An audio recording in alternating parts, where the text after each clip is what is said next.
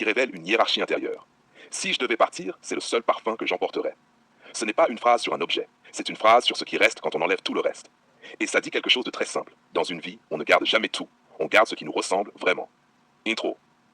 Pourquoi certaines choses deviennent irremplaçables? Pas parce qu'elles coûtent cher, pas parce qu'elles sont rares, mais parce qu'elles finissent par se coller à l'identité.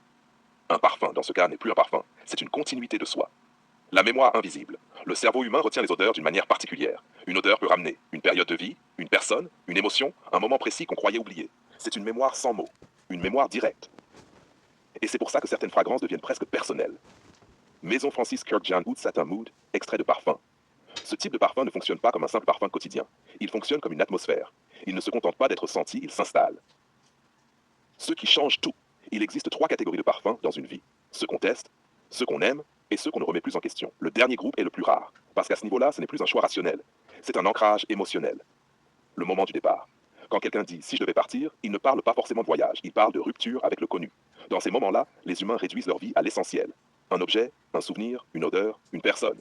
Le reste devient secondaire. Pourquoi un parfum peut prendre cette place? Un parfum n'a pas de forme. Il ne se voit pas. Il ne se touche pas. Mais il traverse les vêtements, les pièces, les souvenirs, les autres personnes. Il laisse une trace sans rester visible. Et c'est exactement ce qui le rend puissant.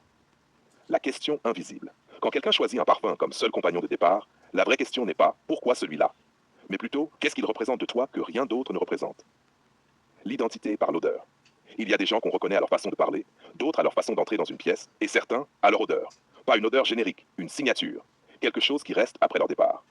La sensation d'intimité. Les parfums puissants créent une illusion étrange. On a l'impression de connaître quelqu'un plus qu'on ne le connaît réellement. Parce que l'odeur passe par une zone du cerveau liée à l'émotion pure, pas à l'analyse.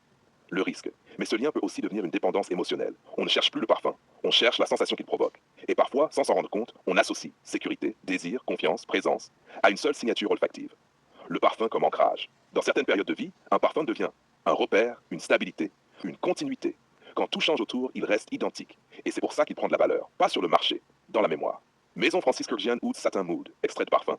Ce parfum-là incarne justement cette idée. Une densité douce, une chaleur enveloppante, une présence qui ne s'efface pas facilement. Il ne cherche pas à plaire à tout le monde, il cherche à marquer. Le paradoxe, plus un parfum est puissant, plus il devient personnel, parce qu'il ne peut pas être neutre. Il divise. Ceux qui aiment, ceux qui ne comprennent pas, ceux qui s'en souviennent. La phrase cache une hiérarchie. C'est le seul que j'emporterai. Cela signifie inconsciemment tout le reste peut changer, mais pas ça, parce que ça fait partie de moi. Et dans une vie, ce genre de repère est rare. Conclusion. Au fond, c'est pas un parfum qu'on emporte. C'est une version de soi qu'on refuse de perdre. Une version stable, lisible, reconnaissable. Et parfois, entre toutes les choses qu'on pourrait sauver, on choisit celle qui nous rappelle qui on est, même quand tout le reste disparaît.